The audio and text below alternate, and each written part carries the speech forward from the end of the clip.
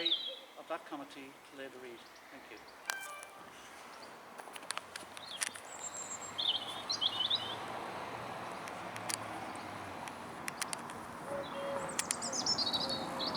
Just take a few seconds to remember.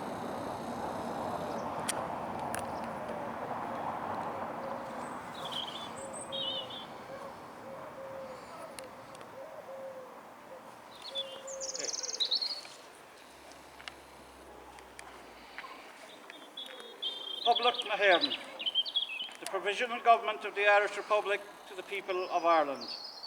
Irish men and Irish women, in the name of God and of the dead generations from which she receives her old tradition of nationhood, Ireland, through us, summons her children to her flag and strikes for her freedom.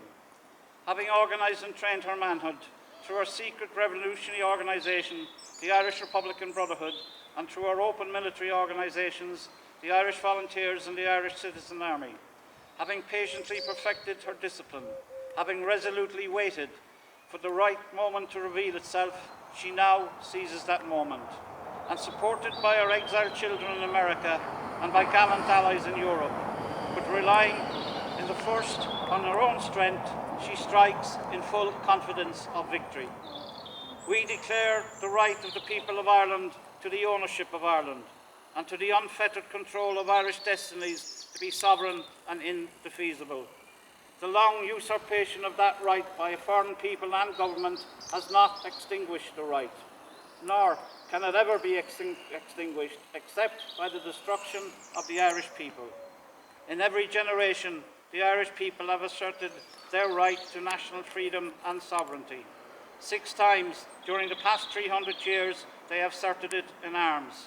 Standing on that fundamental right, and again inserting it in arms on the face of the world, we hereby proclaim the Irish Republic as a sovereign, independent state, and we pledge our lives and the lives of our comrades in arms to the cause of its freedom, of its welfare, and of its exaltation among the nations.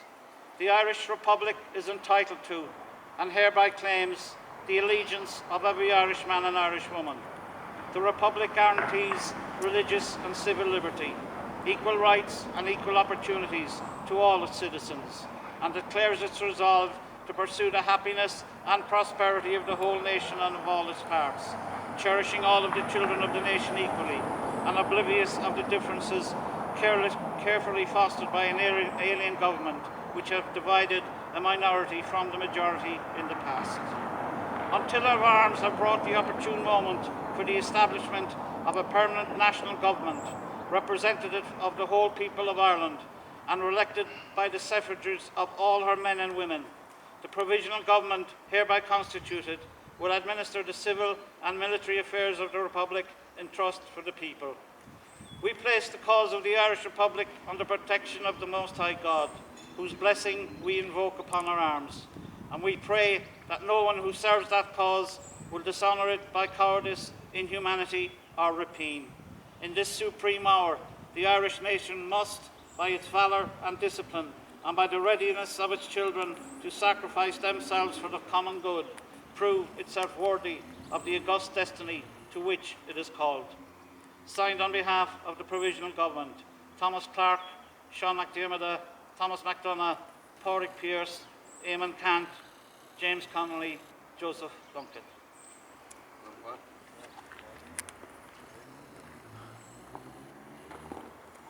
I'd just like to say a few words on behalf of our committee, about our committee, how it came about, and what it has achieved to date, and what it plans to go on to achieve over the next number of years.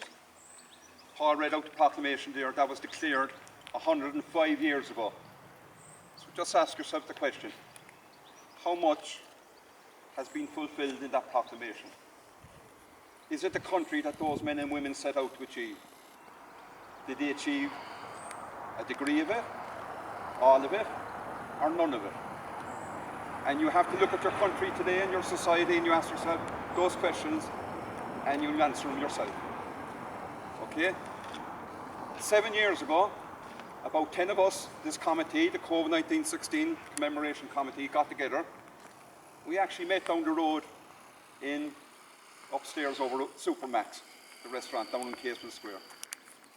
And we were forming the local branch of what was then being set up around the country on the direction of the government for the 10-year, the decadal centenaries that were going to commemorate the Rising, the War of Independence, the Civil War, and everything else that happened in between.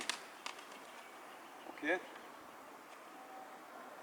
As I said, there was about 9 or 10 of us there. And the first year, that was a year before 2016. And the first year we got together, we decided what we're going to do, and we're going to concentrate on the Rising as our first project. And that year, we successfully managed to convert this garden, which was the site of the old RIC barracks in Cobh, into the 1916 Garden of Remembrance to honour the men and women of the Rising, and the local men and the women who played a part in that Rising and the subsequent War of Independence.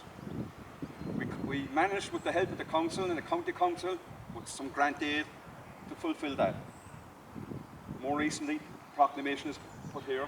That was the latest edition. And we have one more project in this garden, which will be an information board to give the history right back to the start, when the RIC moved in here and when they moved out on the 8th of March 1922, and the Republican police took over in their stead. Subsequently, during the Civil War, it was burnt to the ground. And today, it's the 1916 Garden of Remembrance. We also managed to get a monument put in situ in the Tay Road, where the old town reservoir was situated, because that's where the men met on Easter Saturday 1916 before they marched out to Cork City to take part in what they believed was then going to be a national rebellion in the whole country. We know that didn't happen, but we have a monument there to mark that occasion, and that was put there in 2016. And also, there was a third monument put down in Casement Square, the names of all the local men, the local volunteers who marched out on that day. Okay? Now, we have a number of other projects because we're only about 3/4 into the decade of remembrance. But I'd like to pay a tribute to 3 of our members who have since deceased. Raymond Barry, John Jeffries, and more recently, Jimmy Halligan. They were 3 of our comrades who played a gallant part and in this project. They had individual, how would we say, assets that they could bring to our campaign. But they also had the united one of the belief in and love of their local history, their national history, and love of their country. And if they are looking on at us today, I'm sure they would be proud. But they would also be proud for what's happening in the country today. Because today, as you're well aware, you can't put on a television or a radio or read a newspaper without hearing the words, Border Poll, United Ireland. It's coming. It's on the way. It's like an unstoppable juggernaut. Can't be stopped. And anyone who has any belief or respect for the men and women of 1916 can only be happy with what they see, that campaign coming along. It's going to happen. And I'm sure that Raymond, John, and Jimmy are looking down, as are the men and women in 1916, and everyone who gave their lives in between, are watching all this with pride, just as we are watching with pride. So what I would like to do, and make an address to the people of Cobh, why not be part of this debate, this discussion? Get involved. Write a letter to the papers yourself. Go online, go on Facebook, go on Twitter. Ask a question. What would a united Ireland look like? What are the pros and cons? And you could also log on to a site called Ireland's Future, www.irelandsfuture, and it will give you all that information. Any question you might have about the economics. How would we prosper with a one all-Ireland economy? Socially, politically, all your fears and questions that you might have about United Ireland are there to be answered. It's worth looking onto it. And it's worth us talk amongst your friends. I can't say go in the pub because no one goes to the pub these days, or a restaurant. When you're talking amongst your friends on the street, just throw it out there. What do you think of United Ireland? What would it mean to you and us, our families, our kids, our grandkids? It's all there to be debated and to be discussed. And there is absolutely nothing to be afraid of. But there's a pile, an awful lot to be proud of, because it's happening. Just as sure as it's going to happen in Scotland, it's going to happen here. And we should be part of it. We should be getting involved in it, talking about it, because there's nothing at all to be afraid of. Okay? Now, as I say, we're about 3/4 way through the decade of the centenaries. The next one is probably going to be a more difficult one. A lot of people might shy away from it because we're going to be discussing and commemorating, I know it's not the right word, but we're going to be marking the Civil War. And this town was marked by the Civil War, there's no doubt about that. As I said earlier, the building here, the RIC barracks, was burnt to the ground. When the Free State forces arrived into Cork through Cork Harbour, the Republicans in this town reacted in the only way they knew how, because they knew they were outnumbered and they knew they were going to be outgunned because the Free State forces were given British artillery to bomb them. So they burnt everything. They burnt this barracks. They burnt the Admiralty. They burnt Belmont barracks and a few civilian houses in between that were loyal to the British.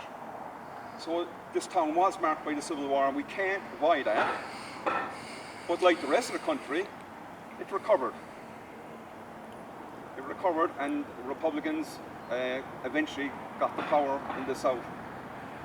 And I won't say the country was healed, but we got over it.